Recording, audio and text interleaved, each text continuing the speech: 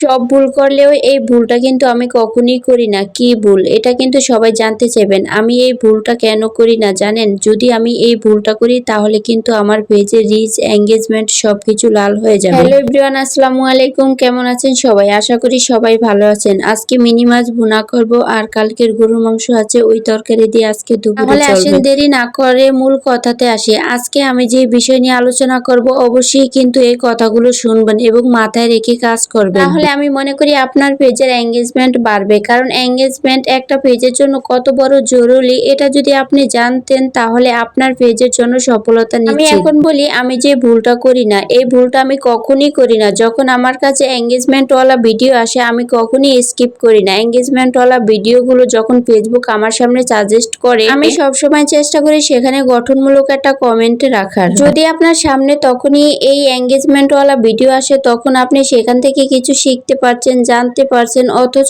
সেখানে একটা কমেন্ট করছেন না, এটা কিন্তু আপনার কাছে বড় একটা ব্যর্থতা। কারণ আপনি সবকিছু শিখলেন, জানলেন, বুঝলেন, অথচ ভিডিওতে ভিউ বাড়িয়ে দিলেন, তার উপকার করলেন, অথচ আপনার নিজের উপকার করলেন কিন্তু সেখানে একটা কমেন্ট রাখলেন না। এতে কিন্তু আপনার এঙ্গেজমেন্টও বাড়লো না। আর এই কাজটা আমি কখনই করি না, কারণ আমার সামনে যদি একটা ভিডিও আসে আমি ফুল ভিডিও দেখে কমেন্ট করার চেষ্টা করি। যারা যারা রিপ্লাই কমেন্ট করে তাদেরকে কিন্তু আবার রিপ্লাই কমেন্ট করার চেষ্টা করি। রিপ্লাই কমেন্ট করলে এঙ্গেজমেন্ট বাড়ে, আর এঙ্গেজমেন্ট বাড়বে তখনই আপনার অটোমেটিক রিচ বাড়বে। দেখবেন আপনার ভিডিওতে ভিউ হবে, ভিউর সাথে সাথে কিন্তু আপনার রিচ, এঙ্গেজমেন্ট সবটাই বেড়ে যাবে। তাই বলবো সবকিছু করলেও কিন্তু এই ভুলটা কখনই করবেন না। ভিডিও দেখছেন ঠিকই কিন্তু ভিডিওতে কমেন্ট করছেন না, শুধুমাত্র অলসতার কারণে। আর এই অলসতার কারণে যদি আপনি একটা কমেন্ট না করেন তাহলে কিন্তু আপনার এঙ্গেজমেন্ট কমে যাবে। যত এঙ্গেজমেন্ট কমবে আর ততই কিন্তু আপনার পেজের রিচ কমবে, কিছু কমে যাবে। আপনাকে সবসময় চেষ্টা করতে হবে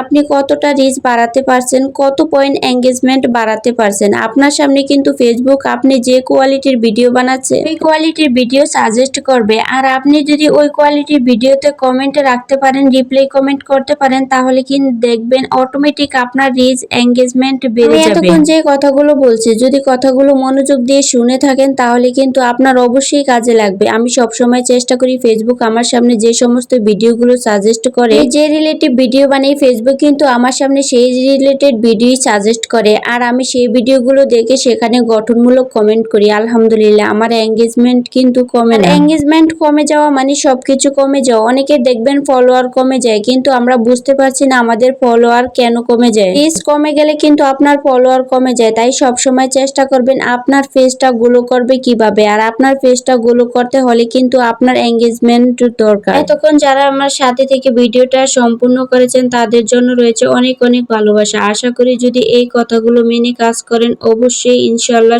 এই জায়গা থেকে একদিন সফল হবে। আজকের মতো বিদায় নিলাম। সবাই ভালো থাকবেন, সুস্থ থাকবেন। আরো একটি নতুন ভিডিওতে দেখা হয়ে যাবে। আল্লাহ হাফেজ।